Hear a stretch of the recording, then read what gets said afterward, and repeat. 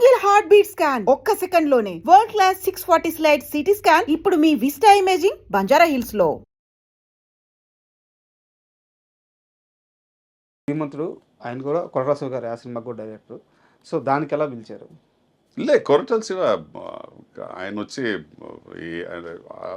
శ్రీమంతుడు ఆయన రాసి ఆయన వెంటనే నాకు ఫోన్ చేసి చెప్పారు, సంపత్ ఇక్కడ మీరు కన్ఫర్మ్గా నాకు ఈ సినిమా చేయాలంటే 100% చేస్తాను. నేను నాకు కాన్ఫిడెన్స్ వచ్చేసింది, ఒక రైటర్ అంటే ఎలా రాయొచ్చని. సో అండ్ అఫ్ కోర్స్ ఇంకా పెద్ద స్టార్ మహేష్ బాబు. సో ఒప్పుకున్నా, బట్ అఫ్ కోర్స్ నా స్క్రీన్ స్పేస్ ఉండింది. అండ్ అది ఒక పెద్ద ఇంపాక్ట్ ఇచ్చిన సినిమా నాకు. అంటే శ్రీమంతుడు మొత్తం మీద ఈ పర్టికులర్ సీన్ నాకు బాగా నచ్చిందని చెప్పుకుంటే ఏం చెప్తారు? అది కన్ఫ్రంటేషన్ సీన్ ఉందిగా, మళ్ళీ ఇచ్చేయాలి ఆయన వస్తారుగా మన ఊరికి వచ్చి, అది ఆ సీన్ మీరు చెప్పింది. ఊరి నుంచి ఇవన్నీ తీసుకున్నారు, తిరిగి ఇచ్చేయాలి. మీ అన్నదమ్ములు ఇద్దరు ఉంటారు పక్కన. అవునా? మంచి మంచి సూపర్ సీన్ అది. అండ్ మహేష్ బాబు గారి యాక్టింగ్ విషయానికి వస్తే ఆయన చాలా సెటిల్డ్గా, అంటే లౌడ్ యాక్టింగ్ అనేది ఉండదు, చాలా సెటిల్డ్గా ఉంటుంది. సో మీకు ఎలాంటి ఒక ఎక్స్పీరియన్స్ ఉంది మహేష్ బాబు గారు? మహేష్ బాబు వచ్చి ఒక న్యాచురల్ యాక్టర్. ఎందుకంటే నేను ఎందుకు న్యాచురల్ యాక్టర్ అని చెప్తానంటే, ఇప్పుడు మనం మాట్లాడుతున్నాం, రెగ్యులర్గా మాట్లాడుతున్నాం, అంతే. ఆయన ఎలా అలాగే చేస్తారు షార్ట్లో. రియాలిటీలో మనం అలాగే చేసుకుంటాంగా, అంతే సార్. మనం ఎగ్జాజరేటెడ్ ఎక్స్ప్రెషన్స్తో మాట్లాడాము. అవునా మీరు ఇంటర్వ్యూ చేస్తున్నారా, ఇలా చేయంగా, అవునా ఇంటర్వ్యూ చేస్తున్నారా అట. మహేష్ బాబుది అలాగే ఉంటుంది, ఇట్స్ యాజ్ నార్మల్ యాజ్ ఒక ఇద్దరు మంది మాట్లాడుకుంటే ఎలా ఉంటుందో అలా ఉంటుంది. సో అది ఒక ఇంపాక్ట్ ఇంకా పెద్దగా ఉంటుంది అది స్క్రీన్ మీద కదా. ఒక ఆఫ్ కోర్స్ అతనిది ఆరా, అతనిది లుక్స్, ఆయన ఉన్న ఒక పర్సనాలిటీ అన్నీ ఇంకా యాడ్ అవుద్ది. మిర్చి సార్, అంటే మిర్చి సినిమా తెలుగు స్టేట్స్ని ఎంత ఊపిందో, అందులో విలన్గా యాక్ట్ చేసిన మీరు కూడా అంతే ఊపారండి. ఆ ఇంపాక్ట్ ఇప్పటికీ అలాగే ఉంది. అవును సార్, మనం మిర్చి సినిమా గురించి చాలా మాట్లాడుకోవాలి. దాని లోపలికి వెళ్ళే ముందు మిర్చి నుంచి ఒక్క చిన్న డైలాగ్. కన్ను రెప్పలు వాల్చకుండా చూడన్నా, దేవాగాడి కొడుకు తగ నరుకుతున్నా. వాయిస్ అసలు దేవుడిచ్చిన వరయం. అవును. మళ్ళీ మిర్చి విషయానికి వస్తే, కొరటాల శివ గారిది ఫస్ట్ మూవీ అది. అంటే ఆయనే చాలా రిస్క్ చేస్తున్నారు, ఒక రైటర్గా ఉండి డైరెక్టర్ అవుదామని చెప్పేసి. అలాంటి టైంలో మీరు అప్పటికి దమ్ము చేసినా, పంజాబ్ చేసినా ఒక పెద్ద ఇంపాక్ట్ అయితే ఇంకా మీకు పడలేదు తెలుగులో. మెయిన్ విలన్ మీరే. సో మిమ్మల్ని పెట్టుకోవడానికి ఆయన ఎలాంటి హోంవర్క్ చేశారు? మీకు ఇచ్చిన ఇన్పుట్స్ ఏంటి మిర్చి టైంకి? ఆయన నాకు తెలిసి నాకు తెలియదు ఏం హోంవర్క్ చేశారని, బట్ నా తమిళ సినిమాలు చూస్తున్నారు ఆయన అప్పుడు. సార్ చూసి నాకు కథ వచ్చి ఫోన్లో చెప్పారు. ఆయన ఫోన్ చేసి కథ చెప్పారు. కథ చెప్పిన తర్వాత క్లైమాక్స్ చెప్పారు. క్లైమాక్స్ ఇన్ఫ్యాక్ట్ డైలాగ్స్ చెప్పారు క్లైమాక్స్లో. ఆ ఊళ్ళో ఒక మగాడు ఉంటే ఈ ఊళ్ళోనూ ఒక మగాడు ఉన్నాడు రా అని చెప్పి, తర్వాత కత్తి కింద వేస్తాడు, వచ్చి హగ్ చేసుకుంటాడు, అంటే అలా సినిమా ఫినిష్ అవుతుంది అని చెప్పి. నేను అడిగిన ఒకే క్వశ్చన్ ఆయనతో, ఈ లాస్ట్ క్లైమాక్స్ డైలాగ్ చెప్పారుగా మీరు, ఈ డైలాగ్ కన్ఫర్మ్డ్గా ఉంటుంది ఆ సినిమాలో అన్న. అని చెప్పారు, సంపత్ ఈ డైలాగ్ ఎందుకు ఉంటుందంటే, లేదంటే ఆ క్యారెక్టర్ పడిపోద్ది కదా, ఎందుకంటే ఆ క్యారెక్టర్ని నేను అలా రైట్ చేశాను, అలా డిజైన్ చేసుకున్నాను ఆ క్యారెక్టర్.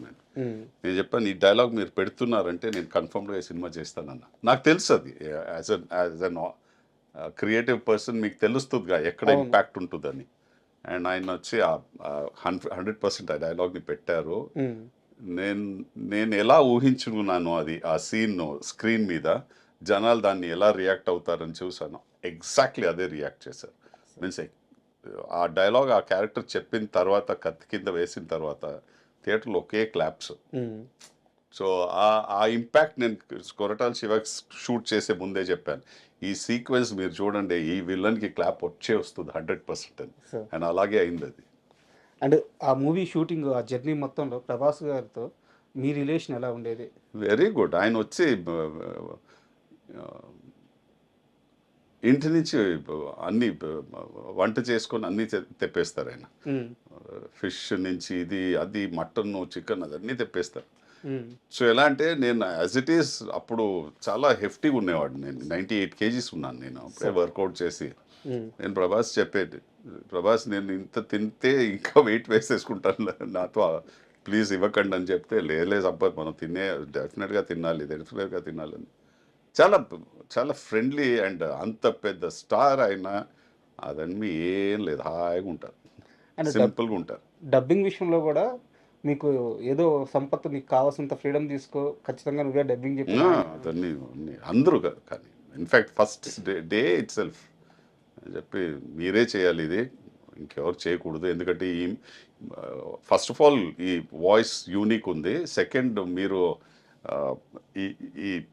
ఈ స్లాంగ్ని పట్టేస్తే మనకు కరెక్ట్గా 100% హిట్ చేసేద్దాం మీ వాయిస్తో అని చెప్పి నేను అఫ్కోర్స్ నాకు తెలిసి నేను 3 రోజులు తీసుకున్నాను డబ్బింగ్కి దాన్ని ఆ సినిమా. ఓకే, అవును, ఎందుకంటే కొత్తగా వచ్చాను, మన తెలుగు ఆ స్లాంగ్ని పట్టాలి, ఆ డిక్షన్ లోపల వెళ్ళాలి. బట్ అందరూ నాకు చాలా సపోర్ట్ చేశారు. సో కొరటాల శివ కానీ, ప్రొడ్యూసర్స్ కానీ, వంశీ, ప్రమోద్, అఫ్కోర్స్ 100% ప్రభాస్. ఆయన చెప్పేశారు ఇంకెవరు కాదు సంపత్తి డబ్ చేయాలి ఈ సినిమా అని చెప్పేశారు. అండ్ అంటే నాకు తెలిసింది సార్, ఇది నాది తప్పు అయితే నా వర్డ్స్ బ్యాక్ తీసుకుంటాను, మీరు కన్ఫర్మ్ చేయండి. మిర్చి అంత పెద్ద సక్సెస్ తర్వాత మేకర్స్ అంటే ప్రొడ్యూసర్స్ కానీ డైరెక్టర్స్ కానీ మీకు వరుసగా ఆఫర్స్ ఇవ్వడానికి రెడీ. బట్ తెలుగులో కొంతమంది హీరోలు సంపత్ని పక్కన విలన్గా పెట్టుకుంటే మేము మ్యాచ్ చేయలేము అని చెప్పేసి కొన్ని ప్రాజెక్ట్స్ మిస్ అయినాయి. అవునా? నాకు తెలియదు, దాకా రాలేదు అది.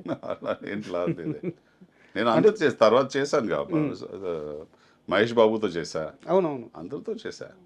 చాలా వరకు ఏంటంటే మేకర్స్ రెడీ అంట, బట్ ఏంటంటే అక్కడ ఉండే హీరోలతో సమస్య అంట. నాకు తెలియదు అలా, నేను వినలే అలా, ఎక్కడ వినలేదు. అండ్ నాకు తెలిసి అలా ఉండదు సార్, ఎందుకంటే నేను యాక్ట్ చేసిన అన్ని హీరోస్ చాలా కాన్ఫిడెంట్ అయిన హీరోస్. సో నాకు ఒక్కసారి నేను చెప్పేది యాక్ట్ చేయని హీరోల గురించి తెలియదు నాకు, మళ్ళీ తెలీదే, నాతో యాక్ట్ చేయలేదంటే నాకు ఎలా తెలుస్తుంది సార్. అండ్ సారీ సార్, అంటే మిర్చిలోకి వెళ్దాము. మీరు డైలాగ్ చెప్పారు కాబట్టి ఒక కంటిన్యూటీ క్వశ్చన్ అడిగి మిర్చి గురించి వెళ్దాం. మామూలుగా తెలుగు 2 రాష్ట్రాల్లో ఒక వాయిస్ అంటే సీనియర్ ఎన్టీఆర్ గారు, ఆయన దేవుళ్ళ భావిస్తాం. ఆయన తరువాత మోహన్ బాబు గారు, ఆయన వాయిస్కి ఇక్కడ కొన్ని కోట్ల మంది ఫ్యాన్స్. అవును, బట్ ఆయన మీ వాయిస్కి ఫ్యాన్ అంటారు. అవును చెప్పారు నాకు. అంటే ఏ సందర్భంలో అలా చెప్పారు, ఏం జరిగింది కాస్త వివరంగా చెప్తారు. నేను విష్ణుతో ఒక సినిమా షూటింగ్లో ఉండేటప్పుడు వాళ్ళ ఇంటి దగ్గరే షూట్ చేశాను సార్. సో విష్ణు చెప్పారు, నాన్నగారు మిమ్మల్ని కలవాలి అని చెప్తున్నారు, ప్యాకప్ అయిన తర్వాత ఇంటికి వస్తారు, వాళ్ళ గేట్ బయటే షూట్ చేస్తున్నారు సార్. సో వెళ్తే ఆయన కూర్చున్నారు అక్కడ. అండ్ చాలా చాలా అంత సింపుల్గా మాట్లాడారు నాతో. యాక్చువల్లీ కూర్చో సంపత్, నాకు చాలా నచ్చుతుంది, నేను నీ గురించి చదివాను, నీ గురించి విన్నాను, అండ్ నువ్వు వచ్చి మీన్స్ ఏది ఉంటే అది స్ట్రైట్ మాట్లాడేస్తావంట, ఇదన్నీ నా క్యారెక్టర్ అలాంటిదే, నేను అలాగే అవన్నీ చెప్పారు. తర్వాత ఆయనతో వచ్చి కలిసి నేను డిన్నర్ చేశాను ఆ రోజు. చాలా 3-4 అవర్స్ ఆయనతో ఉండి ఒక మంచి ఎక్స్పీరియన్స్ అది. అప్పుడు చెప్పారా మీ వాయిస్ గురించి? వాయిస్ గురించి చెప్పారు, చాలా బాగుంది వాయిస్. ఇన్ఫాక్ట్ నేను మిర్చి వచ్చి చూసేటప్పుడు ఫస్ట్ అడిగాను, నేను ఎవర్రా ఇతను, డబ్బింగ్ చేశారా, ఎవరైనా కొత్త డబ్బింగ్ ఆర్టిస్ట్ వచ్చాడా, ఎవరు ఇదని అడిగా. తర్వాత తెలిసింది నువ్వే, నీ వాయిస్ ఏదని చెప్పి చాలా హ్యాపీ పడి అదే చెప్పారు, క్లాస్ సినిమాలు చేయి, ఎక్కడ తగ్గకో, అలాగే ఉండో, నువ్వు ఎలా ఉన్నావు అలాగే ఉండో, అండ్ హెల్త్ అని బాగా చూసుకో అన్నీ చెప్పారు. And for more videos, please subscribe to iDream. Please subscribe to iDream. Please subscribe iDream. And please subscribe to iDream. For more videos, subscribe to iDream. please like, share and subscribe to the channel. Congratulations, iDream. Subscribe to iDream. Subscribe to iDream. So subscribe to iDream Media. iDream ki iDream team andarki huge congratulations. Please subscribe iDream Media. Please subscribe to iDream. Subscribe iDream. Please subscribe to iDream. iDream అంటే నా కళల channel subscribe చేసుకున్న నోరు తిరుగుతలేదు, మీరైతే గంట గుర్తు కొట్టండి. For more such videos, please subscribe to iDream. Subscribe to iDream. Please subscribe to iDream. Please subscribe iDream Media. Please do subscribe to iDream. Please subscribe to iDream Media. For best entertainment and information, please subscribe iDream. And don't forget to subscribe to iDream.